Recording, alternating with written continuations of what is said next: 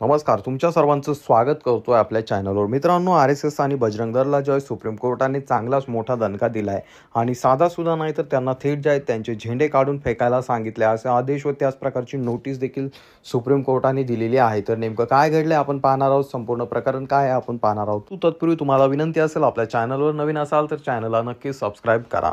मित्रांनो, केरळमधील एका याचिकाकर्त्याने जे आहे थेट ते केरळ न्यायालयामध्ये त्या ठिकाणी केरळ हायकोर्टामध्ये एक याचिका दाखल केली. त्या याचिकेमध्ये बोलत असताना त्यांनी सांगितलं की आमचा जो काय मंदिर परिसर आहे त्या मंदिर परिसरामध्ये फक्त या ठिकाणी भाविकांचं स्वागत केलं जावं. या ठिकाणी ज्या धार्मिक गोष्टी आहेत त्याच या ठिकाणी केल्या जाव्यात.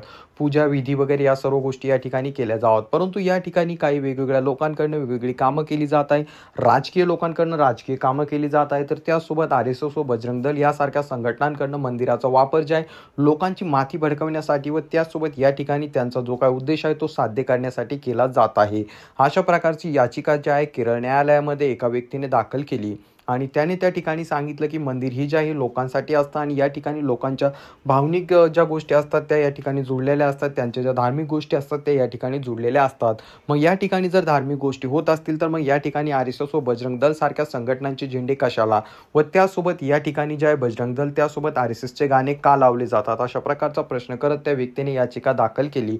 आणि त्या व्यक्तीने याचिका दाखल केल्यानंतर त्या ठिकाणी जे आहे मित्रांनो RSS व बजरंग दलला चांगलाच मोठा दणका जो आहे केरळ उच्च न्यायालयाकडनं देण्यात आलेला आहे. केरळ उच्च न्यायालयाच्या ज्या बेंचकडे ही जी तक्रार गेली होती त्यामध्ये जे आहे मित्रांनो जस्टिस अनिल के व त्यासोबत मुरली कृष्णन यस हे 2 जस्टिस न्यायाधीश त्या ठिकाणी होते. या दोघांनी सुनवाई करत असताना त्या ठिकाणी जे RSS व बजरंग दलाचे जे काही झेंडे तेथील मंदिरांमध्ये लावण्यात आले होते ते थेट काढून टाका व काढून फेका असे आदेश दिलेले आहे. व ते तेवढ्यावरच नाही थांबले तर त्यासोबत त्यांनी त्या ठिकाणी बोलत असताना सांगितलं की इथून पुढे कुठल्या प्रकारचे झेंडे किंवा इथून पुढे कुठल्या RSS व बजरंग दलाचे झेंडे कुठल्याही मंदिरामध्ये लागता कामा नये व त्या ठिकाणी असणाऱ्या सर्व मंदिरांचे जे काही त्या ठिकाणी सचिव असतात किंवा त्या ठिकाणी कार्य जे लोक पाहतात त्यांना त्या प्रकारच्या नोटीसी देखील पाठविण्यात आलेल्या आहे. आणि पोलिसांना देखील तसे आदेश देण्यात आलेले आहे की सर्व मंदिरांवरतील जे काही बजरंग दलाचे व RSSचे जे काही झेंडे आहेत किंवा त्यांची जी काही गाणी लागतात ती पूर्णपणे बंद करण्यात यावी, अशा प्रकारची मागणी व त्यासोबत अशा प्रकारचा आदेश जो आहे त्या ठिकाणी केरळ उच्च न्यायालयाने दिला आहे. त्यामुळे या गोष्टीकडे एका वेगळ्या